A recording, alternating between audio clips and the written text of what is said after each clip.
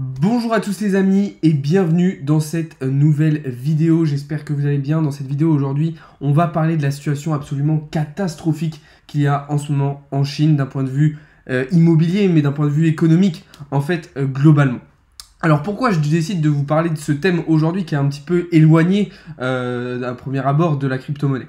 Eh bien tout simplement parce que cette crise qu'on a actuellement en Chine, elle se rajoute au contexte macroéconomique ultra défavorable pour les marchés financiers traditionnels et donc pour les marchés financiers de la crypto. Donc on va faire tout au long justement de la vidéo des liens avec les marchés financiers traditionnels et avec la crypto pour comprendre que ce qui se passe là-bas va potentiellement pouvoir s'étendre à toute la planète, va se rajouter à l'ensemble du contexte macro défavorable comme je le disais, et du coup nous impacter nous aussi, les investisseurs, les traders, que ce soit en bourse, en actions, en forex ou en crypto-monnaie. Ok, donc juste avant de commencer, comme d'habitude, je vous invite à vous abonner si ce n'est pas déjà fait, à lâcher un petit like en fin de vidéo si celle-ci vous aura plu, et on va pouvoir commencer tout de suite.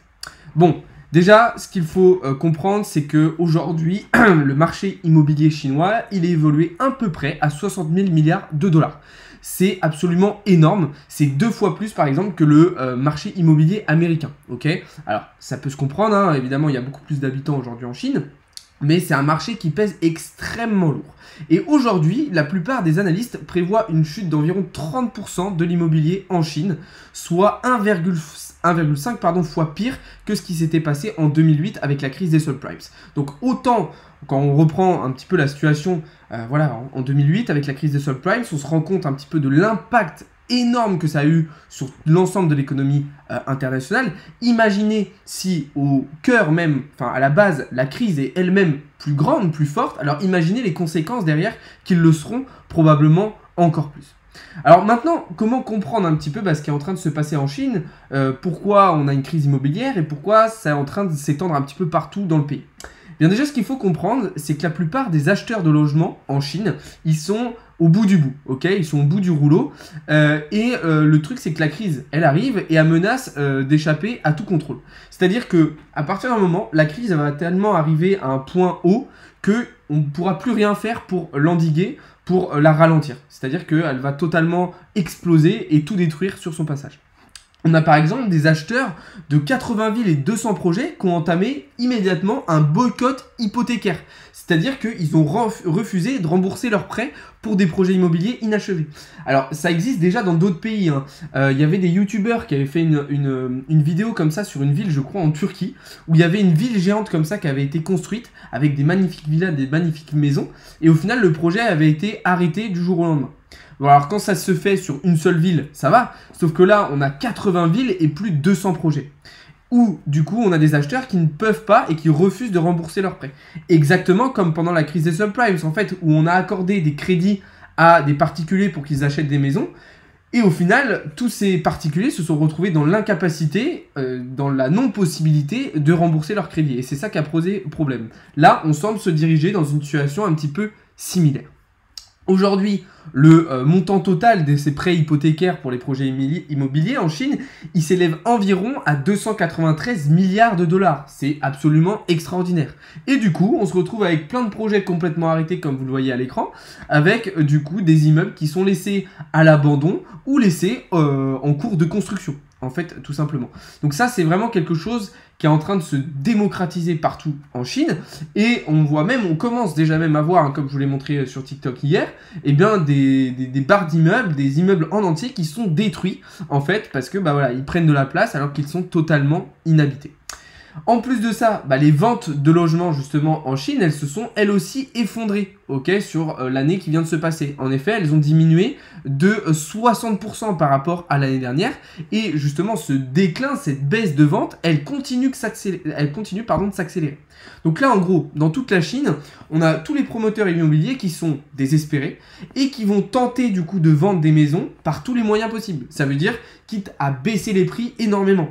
Et donc, on va rentrer dans un cercle vicieux, puisqu'on va avoir des projets qui sont arrêtés en cours, donc des difficultés à vendre, donc des tentatives de vente un petit peu hasardeuses, et tout ça, ça va entretenir un cercle vicieux qui va engranger, qui va exagérer la crise, l'accélérer et la rendre probablement encore plus forte qu'avant.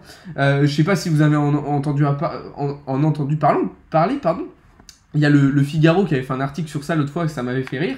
On a carrément aujourd'hui des promoteurs qui se mettent à accepter des paiements en pastèque ou en ail.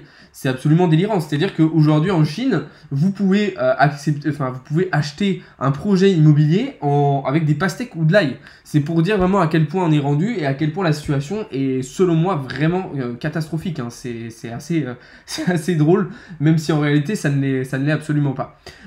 Donc voilà, un petit peu pour comprendre un petit peu ce qui est en train de se passer. Maintenant, le truc, c'est que on est encore à la première phase de cette crise, on est encore au tout début. Pourquoi? Parce que de base, tout ça, ce n'était qu'un problème avec Evergrande. Ok? Sauf que le problème qu'on a eu avec Evergrande, qui au début semblait s'être réglé assez rapidement, il s'est étendu et se transforme peu à peu en une crise majeure. Puisque aujourd'hui, Evergrande n'est plus du tout le seul groupe en difficulté. Hein. On a de plus en plus de promoteurs qui sont clairement criblés de dettes et qui n'arrivent pas justement à rembourser les dettes. Donc là, on voit l'exemple un petit peu du coup de la dette d'Evergrande hein, qui ne cesse de monter. On est passé de 46 milliards en 2015 à plus de 300 milliards l'année dernière en 2021. Le problème, c'est que c'est en fait la même chose pour tous les groupes et tous les promoteurs immobiliers en Chine.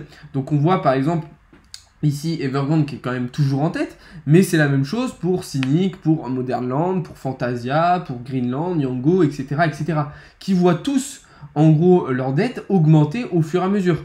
Et là sur ce graphique, on a les prédictions pour les années à venir.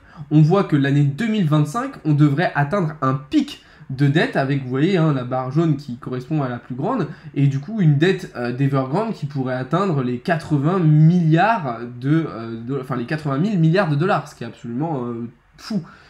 Donc c'est très très inquiétant ce qui est en train de se passer. Donc voilà un petit peu la situation. Sunac aujourd'hui est le deuxième plus gros promoteur chinois. Hein. Donc là vous voyez la situation. Il a en plus de ça des notes de crédit qui sont fortement réduites. Donc ça veut dire qu'en plus de tout ça, ils ont des inquiétudes en termes de succité par le remboursement de la dette. C'est-à-dire que ça se trouve, tout va s'arrêter du jour au lendemain, l'entreprise va faire faillite et il n'y aura même pas la possibilité en fait d'étendre la dette, de l'étaler dans les années à venir. Donc la situation se tend énormément. Ce qu'il faut comprendre aussi, c'est que dans cette volonté de gérer un petit peu mieux le secteur, de contrôler un petit peu ce qui est en train de se passer, les régulateurs, ils ont introduit ce qu'on va appeler les 3 lignes rouges. Ces 3 lignes rouges, c'est quoi? Premièrement, un ratio dette-actif de 70% au moins, ce qui permettra de garder un certain équilibre en fait au sein des gestions de capital pour ces entreprises-là. Ensuite, un plafond de 100% de dette nette capitaux propres. Ok, donc là encore, dans une idée de garder un certain équilibre. Et enfin, des liquidités suffisantes pour faire face justement aux engagements. Le problème, c'est que jusqu'à maintenant, il y avait la plupart des promoteurs en fait n'avaient pas ces 3 lignes rouges. Et du coup, on avait un déséquilibre total au sein de leur gestion de capital, au sein de leur liquidité, au sein aussi de leur plafond et de leur ratio dette actif, ce qui les exposait en cas de difficulté et en cas de crise à un écroulement et à une faillite totale. Et c'est pour ça qu'aujourd'hui, c'est quand même très très important d'avoir une certaine protection pour faire face à tous ces problèmes. Bon, ce qu'il faut comprendre, c'est que globalement, la situation est déjà pour moi arrivée sur un point de bascule trop loin. C'est-à-dire que là, pour moi, on a déjà passé un cap, ce qui fait que globalement, l'ensemble du marché immobilier chinois devrait être englouti par cette crise. On va avoir à peu près 70% de la richesse des ménages du pays, en plus, qui est stockée dans l'immobilier, qui va passer à la trappe, parce qu'il faut savoir que oui, le marché chinois de l'immobilier est un marché extrêmement gros, mais c'est aussi un marché où les particuliers, ou les ménages, ou les foyers investissent beaucoup. Contrairement par exemple à un pays comme la France, où globalement les gens investissent beaucoup moins dans l'immobilier, ce qui n'est pas le cas en Chine. Donc le problème, c'est que ça va impacter encore plus rapidement une crise économique, financière et sociale sur l'ensemble du pays. En plus de ça, le truc, c'est qu'en Chine, l'emprunt bancaire représente 30 à 40% des prêts bancaires. Ok, l'emprunt immobilier, je voulais dire, pardon. Donc 30 à 40% aussi des recettes des collectivités locales. Donc ça veut dire que là aussi, on va avoir un impact immédiat sur les collectivités locales, donc les petites entreprises, les marchés, les particuliers, les artisans, etc. En plus de ça, le secteur immobilier en Chine, comme vous le voyez actuellement à l'écran, il représente environ 29% plutôt un peu plus de 30% pardon, du PIB du pays, ce qui représente environ 4 000 milliards de dollars sur les 14 000 milliards au total. Donc 30% du PIB, vous enlevez ça, ou même imaginez que cette partie-là soit divisée par deux. Ça en enlève quand même 15% du PIB, comme ça, en claquant des doigts. Ça mettrait la Chine dans une situation absolument catastrophique. Et ce qui est par-dessus tout étonnant, c'est que la Chine, au lieu de jouer plutôt la sécurité avec tout ce qui se passe en ce moment, elle a fait quelque chose de totalement surprenant et totalement impensable, c'est qu'elle a abaissé les taux d'intérêt. Et en plus de ça, elle a injecté encore plus d'argent dans l'économie. Ok, donc en fait ils font un petit peu ce qu'a tenté de faire la Fed dans un premier temps, mais sauf qu'en fait c'est beaucoup trop tard. C'est beaucoup trop tard et là le problème n'est plus endiguable, n'est plus arrêtable et c'est catastrophique. Donc là clairement la dette des administrations locales chinoises, déjà fin 2021, elle s'élevait à plus de 4 000 milliards de dollars. On a d'ailleurs eu une étude de Goldman Sachs qui a estimé que la dette cachée ou fantôme, donc en gros c'est toute la dette qu'on ne connaît pas réellement pour le moment, elle pourrait atteindre quasiment 8 000 milliards de dollars, ce qui en fait revient à plus de la moitié du PIB du pays. Donc en gros, clairement la Chine est sur la sellette. Ce qu'il faut dire aussi, c'est que l'effondrement, et surtout, hein, c'est là que ça va être un point très très important, et on va pouvoir faire un lien justement avec les marchés financiers traditionnels et avec le contexte macroéconomique global, c'est que cet effondrement du marché immobilier en Chine, il va déclencher des problèmes et des signaux d'alarme dans le monde entier. Okay, la Chine, ce qu'il faut comprendre, c'est qu'aujourd'hui, ça reste quand même l'usine du monde. Et si on a une économie chinoise qui se met à vaciller, on va avoir le monde entier qui va en souffrir, puisqu'on va avoir un ralentissement global de l'économie et une augmentation des prix des exportations. Déjà que c'est en train de se produire aux États-Unis ou en Europe avec la récession, avec une inflation, avec aussi le conflit entre l'Ukraine et la Russie qui exagère un petit peu tout ça. Si on rajoute à ça une catastrophe de l'immobilier en Chine, alors on va rentrer vraiment tous dans une catastrophe économique, monétaire, sociale à l'international. Donc là, on arrive vraiment sur un point de bascule. Ce qu'il faut comprendre, c'est que les États-Unis vont essayer de tirer un avantage au maximum de cette situation, mais en réalité, c'est déjà, selon moi, bien trop tard. Donc voilà. Pour conclure sur toute cette partie-là, ce qu'il faut dire, c'est que la crise, elle s'aggrave. Les banques, elles vont au fur et à mesure refuser d'accorder des financements, ce qui va poser un problème énorme sur la liquidité globale. Les déposants, ils vont commencer au fur et à mesure de retirer l'argent des banques. Ok, ça, je vous l'avais montré aussi dans une vidéo sur TikTok il y a un petit moment. On voyait les gens qui voulaient récupérer leur argent et le sortir des banques. Et tout ça va encourager le cercle vicieux. Et on pourrait donc cela pourrait donc en plus empêcher une vente en panique de biens pour obtenir des liquidités et causer en fait un crash qui sera encore plus global, plus important. Donc la situation est vraiment bien pire que ce qu'on peut imaginer. Maintenant, justement, en quoi ça va nous concerner sur les marchés financiers traditionnels? Eh bien, si on a une crise de l'immobilier en Chine, on va forcément avoir un impact un petit peu partout dans le monde. On va avoir un impact déjà du côté américains, puisque eux vont essayer de tirer profit de la situation et adapter du coup leur taux directeur, le taux d'emprunt, etc., etc. Sachant que aux États-Unis, la situation au niveau de l'immobilier n'est pas non plus extraordinaire. Donc on pourrait avoir très très rapidement un impact sur le S&P 500 et sur le Nasdaq.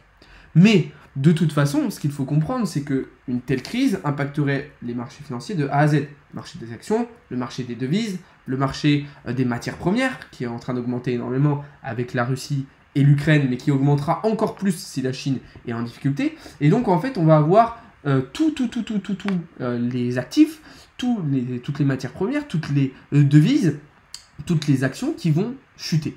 Et on va donc avoir un contexte macroéconomique encore plus défavorable. Le problème, c'est qu'on le sait, Bitcoin est encore aujourd'hui très corrélé à ces marchés financiers traditionnels et encore assez dépendant du contexte macroéconomique global, encore dépendant des actualités, notamment de la Fed, etc.